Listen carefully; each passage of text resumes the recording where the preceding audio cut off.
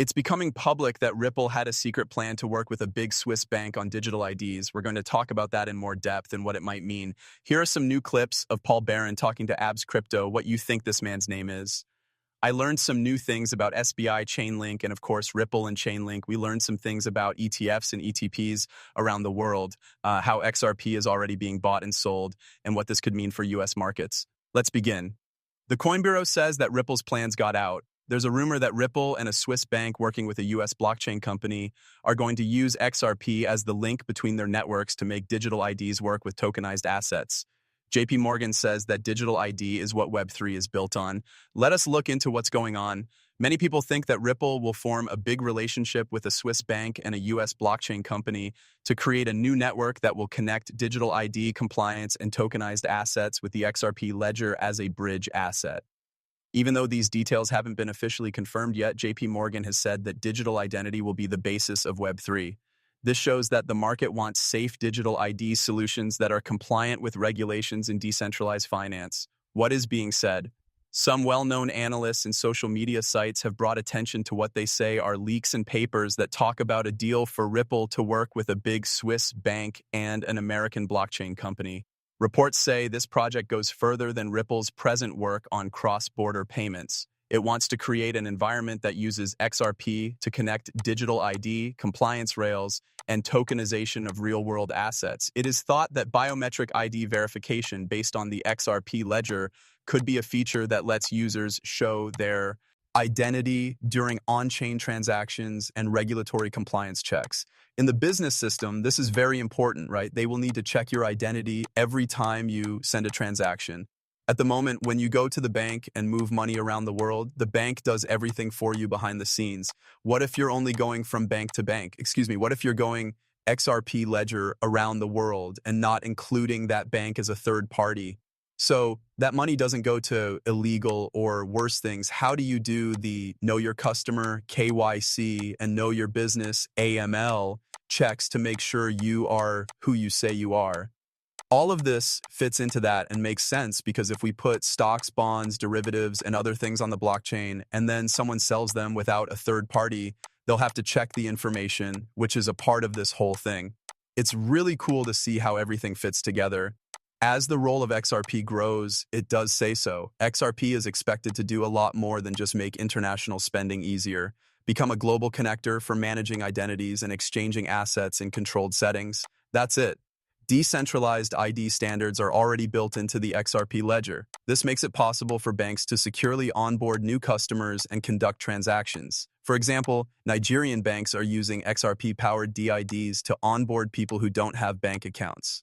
The latest actions of Ripple, including partnerships with healthcare payment processors in the US and growth in Africa and the Middle East for ID-linked finance, may support the theory behind these rumors. As the core of Web3, JP Morgan sees digital ID as very important. Its own blockchain identity projects are similar to the compliance-first projects that Ripple is said to be working on, using XRP's payment features and the underlying AILs for a global framework. Ripple and XRP are at the center of identity management, global compliance infrastructure, and the payment of digital assets. This could have big effects. We hope, and like a GSIB, right? A bank that is part of the world financial system. The system wouldn't work as well without that bank. So if something bad happened to that bank and it began to fail, so the machinery stays in place, the government would help that bank. Why? Because if the infrastructure broke down, it could be terrible for the US economy. In that way, I see Ripple and XRP playing a very important role. But please let me know what you think or see as I read this. Please let me know what you think. XRP's usefulness and institutional appeal are growing, which could lead to a lot of new demand and price speculation for it. Yes, there are new risks and discussions about how to run a business and who we are as individuals, but there are also huge chances to make history. For example, who has your ID right now? It's the government, not you, right? You need to get your passport and ID from them, right? They own the information about you. You'll be able to own your own data and use it in the future as you see fit, and we should all get paid for the data. Our personal data is shared everywhere, and OpenID will be very important. Okay, let's hear this. Digital asset investor put this up a lot in this video. Brad Garlinghouse. In 5 years, XRP will have 14% of Swift. Paul Barron gives hints that he thinks it will be a lot more. In a wink-wink way, Paul Barron says, let's play.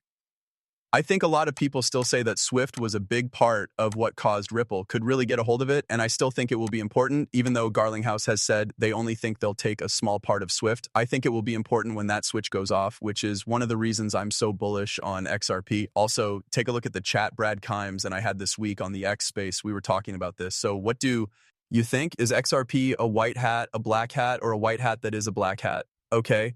Taking 14% of Swift's business is an interesting part of this that I wanted to talk about. If Ripple or Brad Garlinghouse had said, yes, we'll take half of Swift's business, that would have been different. Swift is like, oh, Shaw T. Like Swift already knows they have to fight with bigger companies like Ripple and Circle. That, and I think Swift knows that if they don't do something, they won't be Swift for long, right? Because of this, I do believe that there is play going on in the background that we are not seeing. And I think Ripple wants to take over Swift, but they can't just say, we're going to replace all of Swift here in the next 5 years, because I think Ripple really wants to find a way to use XRP and Swift to help themselves, right?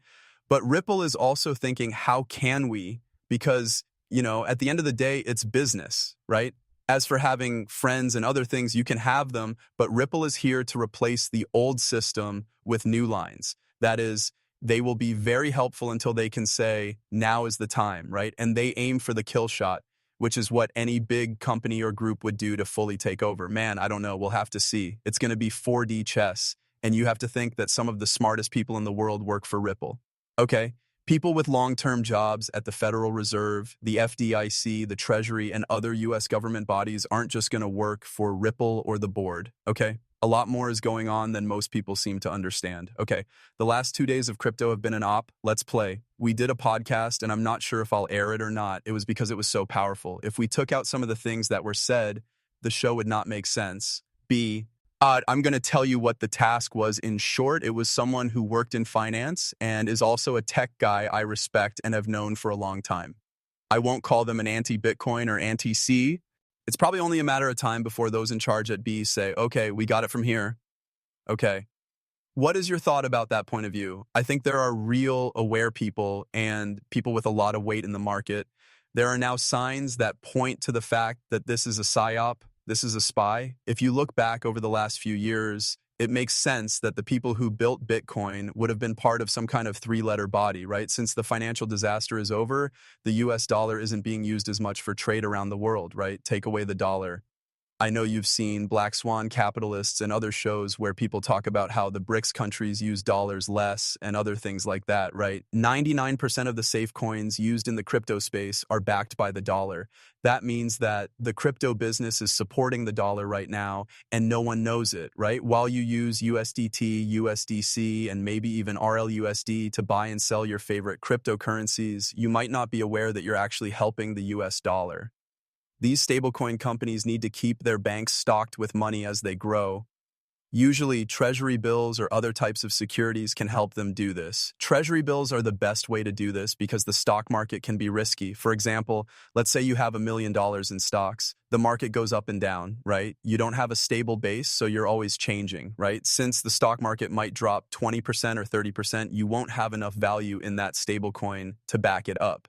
This is why they choose government bills. Their value stays the same over time.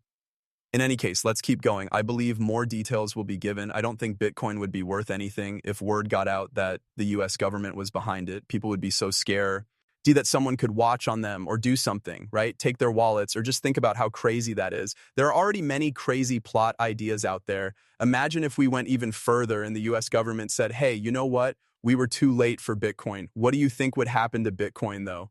Yes? Do you think a lot of people would jump in? I don't think so. I think people will run away. Sell, sell, sell, sell. Okay, stop with the big move already. Mr. Man XRP posted this important move by Chainlink because it connects RippleNet's institutional corridors that are already live through SBI with Chainlink's cross-chain data infrastructure. This makes a safer framework for tokenizing real-world assets using Oracle secure stablecoins and working with other countries. There is a list of Keylink and SBI. It's all written out here. Ladies and gents, let me read you a little of this. SBI Group and Chainlink will work together to power a number of new use cases involving tokenized funds, treasury,